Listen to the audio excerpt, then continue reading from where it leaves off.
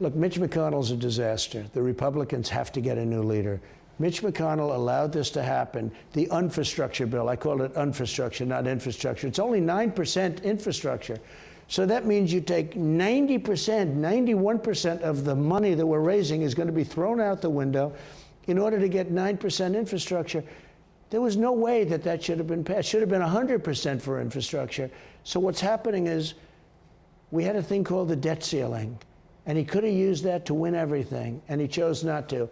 And we have a bigger problem because they have a so-called voting rights bill, which is a voting rights for Democrats, because Republicans will never be elected again if that happens, if that passes. Let me ask you about all of these people that you've been supporting recently. We're entering the election year, the primaries in March.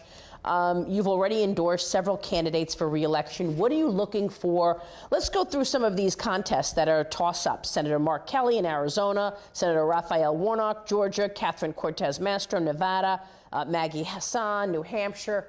What are your thoughts? They're a disaster. They're for open borders. They're for defunding the police. They're for crime. In other words, they're for crime. They're for taking away your Second Amendment. So they want to take away your police and then take away your right to protect yourself. When you think of it, right? These people are a disaster, and they should all lose. And we have some great candidates. And sometimes I'm going a little outside of the box with some, because we have candidates that are not strong. They're rhinos, and they're not strong. They're Mitch McConnell-type guys, and he's a disaster. So we need tougher people. We need people that are going to be able to win for our country. Not win for me, by the way, win for our country. And we have some great candidates. The other day, Hillary Clinton said that if you win again, it is the end of democracy. Will this be a rematch? Oh, I have no idea. I hope so. I mean, I'd like that. But look, the woman's crooked as can be. She cheated on the election. They spied on my campaign. Remember, I put out that little statement, they're spying on my campaign, and all hell broke out. You know why it broke out? Because they knew I was right. They knew I was right.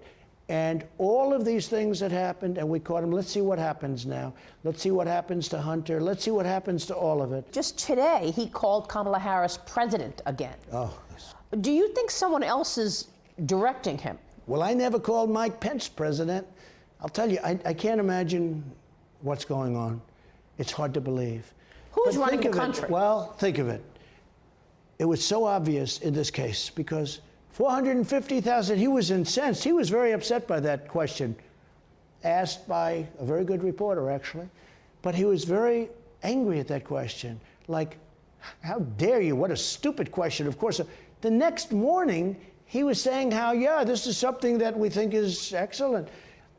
That really means, in the truest sense, that he is not running the country. Because there's no way you go from indignation to, oh, that's wonderful. And I hope you had a good interview. What do you think the strategy is around the border? 2 million people apprehended this year, 600,000 others getting away. The amount of illicit narcotics coming in is incredible. Fentanyl, we had 100,000 overdoses just in the last year, largely due to fentanyl. Hundreds of thousands, 100,000, but hundreds of thousands of people are dying. You know, if this were a war, and if we lost 200,000-300,000, because I think that's the real number with drugs, and much of it's coming through the southern border. There's never been a war that anybody lost numbers like this. We're losing hundreds of thousands of people a year to drugs. We had it at a level that they haven't seen in years because they couldn't get in. And when we have an open border, we're not just talking about the people, as we said. We're talking about the drugs that are coming in, the human trafficking, mostly in women. They traffic in women, children to a much lesser extent. But they traffic in women. And what they do, they'll put 6 women in the trunk of a car. I mean, what they do, these are animals. And we had it really largely stopped. It would have been just about stopped. And then these people got into office and they've destroyed it. They're destroying our country. Coming out.